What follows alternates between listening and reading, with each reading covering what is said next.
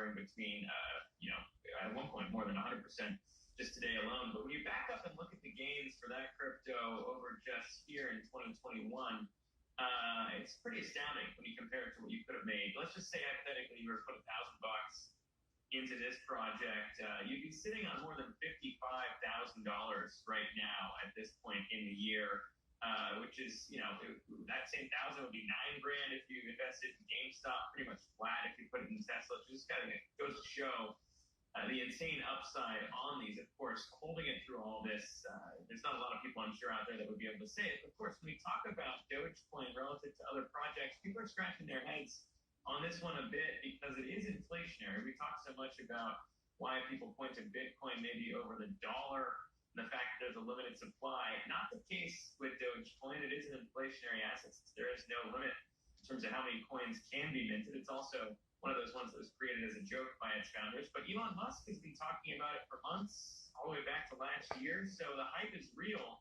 And maybe that could be possibly the reason as to why we've seen it take off right now. We've heard a couple platforms, Robinhood included, dealing with unprecedented volumes in terms of demand now to trade some of these assets. From a reasonable perspective, it's tough to really point to a catalyst. We've been talking about Coinbase. Coinbase doesn't even list Dogecoin right now, although with all this craze right now, they might be rethinking that because they're leaving some fees on the table, guys. Well, Zach, one thing that's kind of dampening some of this excitement out there today, we have Turkey banning crypto payments. We're seeing that reflected in Bitcoin's price, at least under just a little bit of pressure. How big of a headwind do you see this being for Bitcoin and other crypto payments? I mean, when we talk about that, it's something we've gone back and forth on in terms of how many crypto users out there actually use Bitcoin and other assets for payments, right? And that's something that obviously would have some appeal in a country where your currency has come down by about 10% in the last month. Obviously, that might be a piece of why Turkey's pushing this now. This would go into effect at the end of the month. But considering it's only a ban on payments, people will still be able to transact normally within the ecosystem here. That could be a piece of why we're seeing a pullback. It's obviously been a volatile week, but it is something out there when we talk about regulation that does have people maybe a little bit more worried.